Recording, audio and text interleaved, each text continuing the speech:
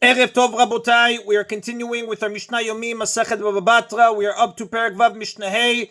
Today's Mishnayot should be Le'elui Nishmat Neria ben Svetlana Ranbai V'Eliyahu ben Burchai Israelov Chana ben Miriam Sason ben Ryan Yeshua ben Shifra Menuchatam began Eden Amen and Le'avdi ben Chaim Lechaim v'Derefua Shelemav Daniel Shalom ben Rosa betoch Shacholei Israel and Achlama Mera ben Amin Od Zion Chai ben Dvorah.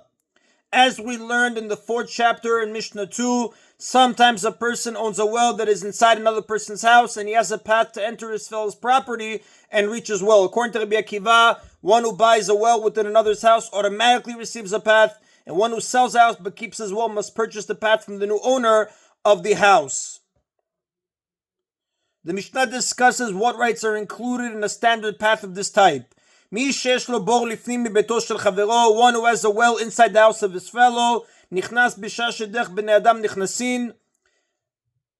enter his fellow's house to draw water only during the hours that people normally enter, and he must leave at the hour when it is normal for people to leave, meaning he may enter only during the day. Although he owns the well and has the right to access it, he may not trouble the homeowner to open up for him at night, and he may not remain past normal hours even if he entered at a proper time.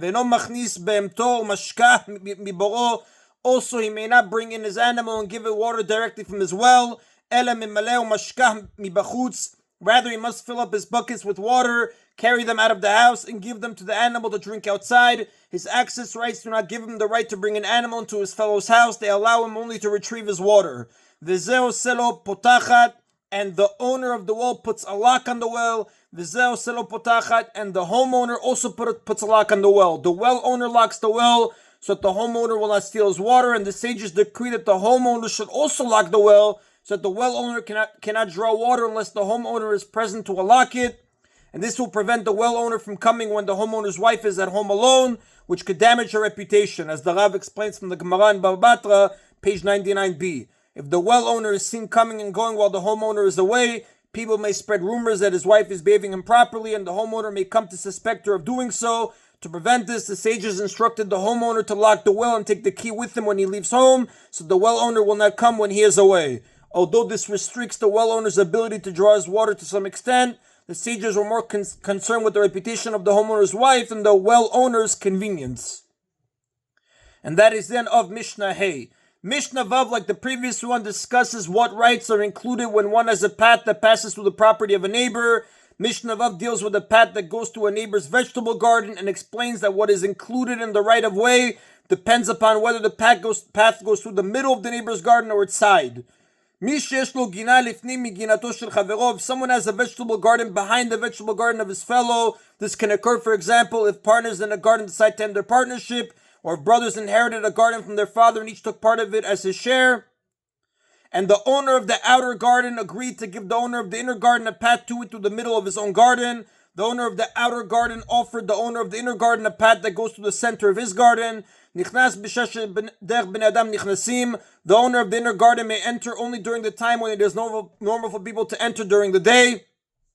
And he must leave when it is normal for people to leave. Even if he entered during the day, he may not linger in his garden, but must leave while it is still day. And he may not use the path to bring merchants into the garden to buy his vegetables, but rather he must bring the vegetables to the merchants. Only he has the right to use the path, not other people. Nor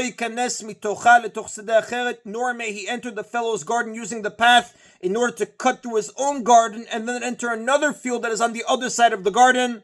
Since the owner of the outer garden gave him a path to the center of his own field, it is understood that he may use it only when it's necessary for the garden itself, not for other uses like shortcuts. And the owner of the outer garden may plant vegetables on the path, although this will make it more difficult to walk there. Since the path is in the center of the field, the owner does not give up the right to plant there. He just agreed to let the owner of the inner garden walk there to reach his garden. Since only one person, the inner garden's owner, can use the path, the vegetables will not be ruined when he passes through. Now the law is different when the path is not in the center of the garden. But if a path was given to him on the side of the field by mutual agreement, meaning they both agreed that the path would run along the side of the outer garden, and the path was given to him by the court as per their settlement, the that he may enter whenever he wishes and he may leave whenever he wishes. Umachnis tochat hagarin, and he may also bring merchants into the garden using the path. Since the path is on the side of the outer garden, the owner of the outer garden does not care as much, and it is assumed that the rights to do these things are also included in the agreement. However, he still may not enter the garden using the path in order to cut through the garden and enter another field that's on the other side of his garden. Even though the path is on the side of the field, he still does not have the right to use it for something that is unrelated to the garden itself.